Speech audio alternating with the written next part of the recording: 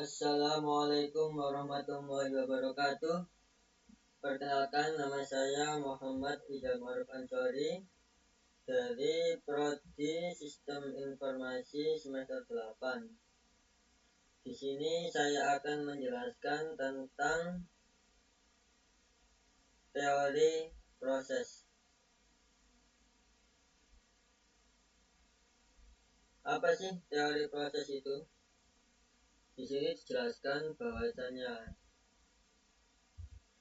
teori proses adalah pendekatan dalam studi motivasi yang berfokus pada bagaimana motivasi terbentuk dan bagaimana faktor eksternal mempengaruhi perilaku individu.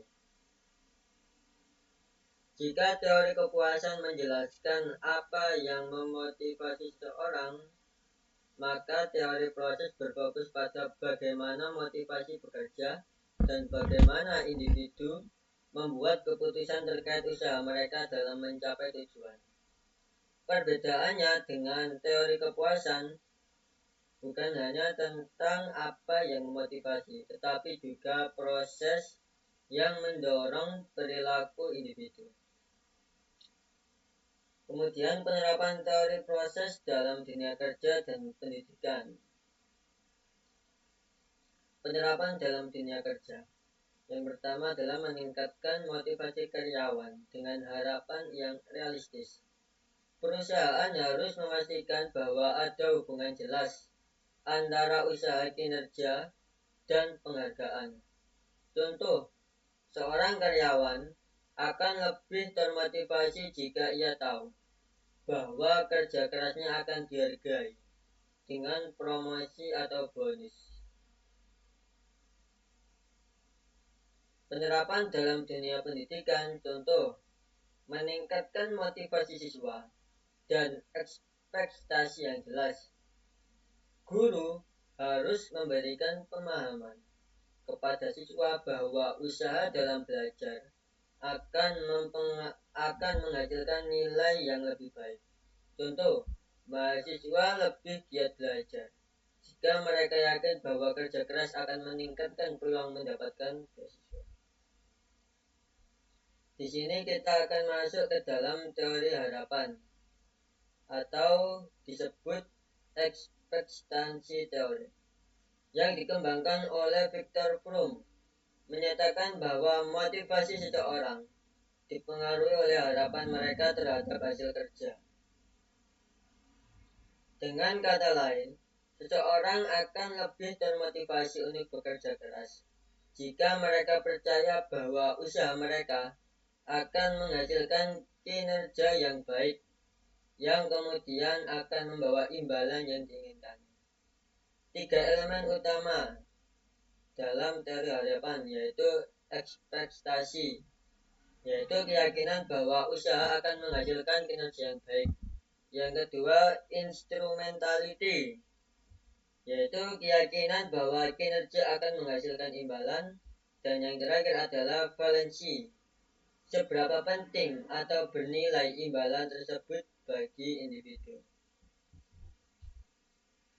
Teori selanjutnya yaitu teori penentuan tujuan atau disebut juga goal setting theory yang dikembangkan oleh Edwin Luke dan Gary Latham, yang menyatakan bahwa tujuan yang spesifik dan menantang dapat meningkatkan motivasi dan kinerja individu.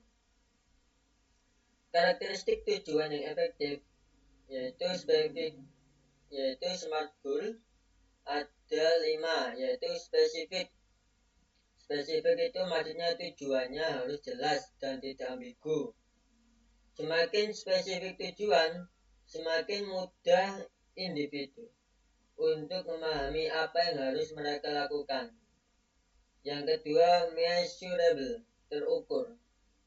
Tujuan harus dapat diukur dengan parameter yang jelas. Kenapa? Karena dapat membantu individu mengevaluasi kemajuan yang dicapai. Yang ketiga, attainable, dapat dicapai. Tujuan harus cukup menantang, tetapi juga harus realistis untuk dicapai.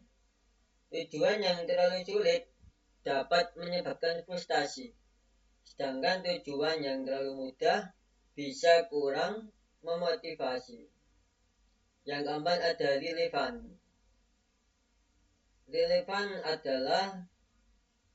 Relevan maksudnya adalah tujuan harus selaras dengan visi dan kebutuhan individu atau organisasi.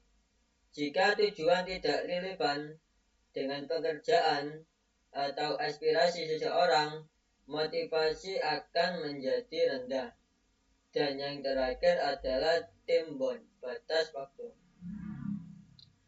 Tujuan harus memiliki batas waktu yang jelas untuk mendorong fokus dan disiplin. Tanpa batas waktu, seseorang cenderung menunda pekerjaan dan kehilangan motivasi. Sekarang kita masuk dalam teori penguatan atau bisa disebut juga reinforcement theory yang dikembangkan oleh B.F. Skinner, seorang psikolog dalam bidang behaviorisme, yang menyatakan bahwa perilaku seseorang dipengaruhi oleh konsekuensi dari tindakan mereka. Jika suatu tindakan menghasilkan konsekuensi yang menyenangkan, individu cenderung mengulanginya. Sebaliknya, jika konsekuensinya negatif, perilaku tersebut akan berpulang atau hilang. Jenis-jenis penguatan. Di sini ada 4 jenis, yaitu penguatan positif. Maksudnya memberikan hadiah atau penghargaan untuk meningkatkan perilaku baik. Contoh dalam dunia kerja, seorang supervisor berhenti mengkritik karyawan setelah karyawan tersebut menunjukkan perbaikan dalam kinerjanya.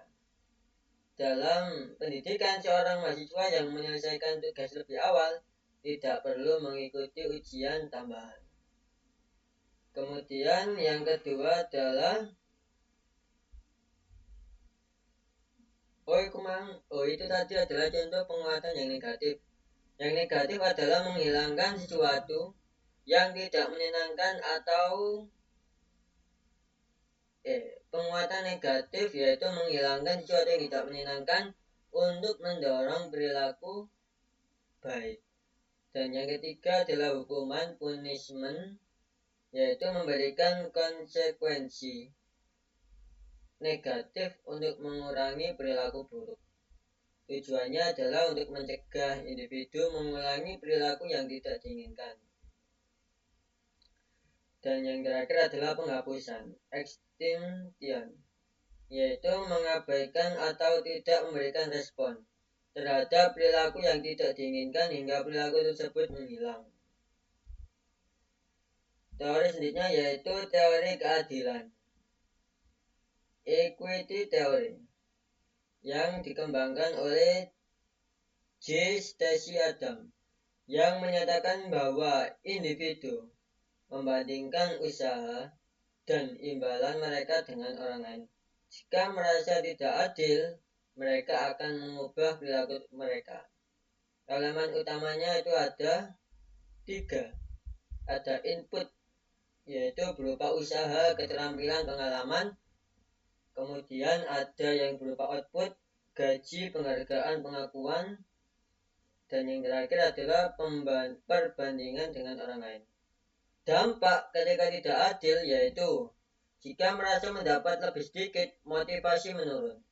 Bisa menurunkan usaha atau mencari kompensasi lain. Jika merasa mendapat lebih banyak, bisa meningkatkan kinerja atau mengalami rasa bersalah. Cukup sekian penjelasan tentang teori proses